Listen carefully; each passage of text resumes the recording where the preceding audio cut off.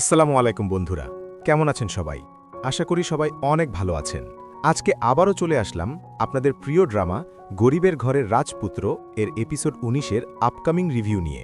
আজকের ভিডিওটা হতে যাচ্ছে একদম আগুন, কারণ গল্পটা এখন এমন একটা জায়গায় পৌঁছে গেছে যেখানে প্রতিটা চরিত্রের আসল গ্রুপ ধীরে ধীরে সামনে চলে আসছে। তাই ভিডিওটা একদম শেষ পর্যন্ত দেখবেন, কারণ আজকে এমন কিছু টুইস্ট নিয়ে কথা বলবো যা মিস করলে পরে আফসোস করবেন।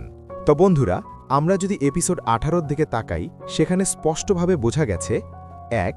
রাতুলের ধ্বংসের শুরু ইতিমধ্যেই হয়ে গেছে। রাতুল এতদিন যেভাবে সবাইকে ব্যবহার করেছে, এখন ঠিক সেভাবেই সে নিজেই একটা ফাঁদের মধ্যে পড়ে গেছে। কিন্তু প্রশ্ন হচ্ছে, রাতুল কি বুঝতে পারবে যে তার পতন শুরু হয়ে গেছে, নাকি অহংকারী তাকে শেষ করে দেবে? মেঘলার আসল পরিচয়, বড় টুইস্ট।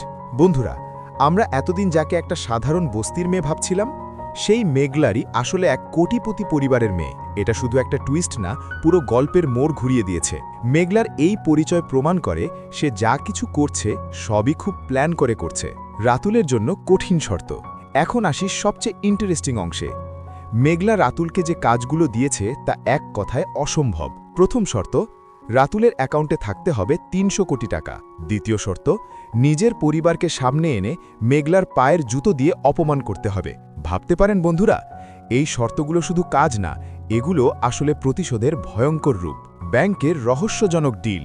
এখন যখন রাতুল ব্যাংক থেকে ৩০০ কোটি টাকা লোন নিতে যায়, সেখানে শুরু হয় আসল খেলা। সুদের হিসাব এমনভাবে করা হয়েছে ৩ বছর সময় থাকলেও ১ মাসে দিলেও একই টাকা দিতে হবে।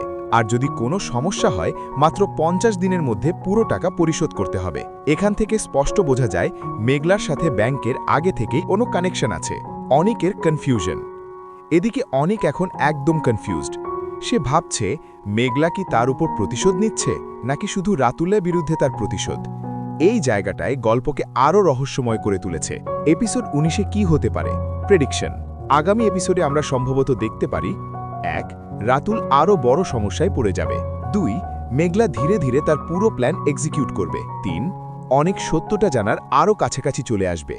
এবং সবচেয়ে বড় কথা, প্রতিশোধের আসল খেলা এখনই শুরু। তো বন্ধুরা, আপনারা কি মনে করেন? মেঘলা কি ঠিক করছে, নাকি সে অতিরিক্ত প্রতিশোধ নিচ্ছে? কমেন্ট করে অবশ্যই জানাবেন আপনার মতামত। আর যদি ভিডিওটা ভালো লাগে, একটা লাইক দিবেন, বন্ধুদের সাথে শেয়ার করবেন, আর অবশ্যই চ্যানেলটা সাবস্ক্রাইব করে পাশে থাকবেন, কারণ এমন দারুণ দারুণ রিভিউ আমি প্রতিদিন নিয়ে আসি।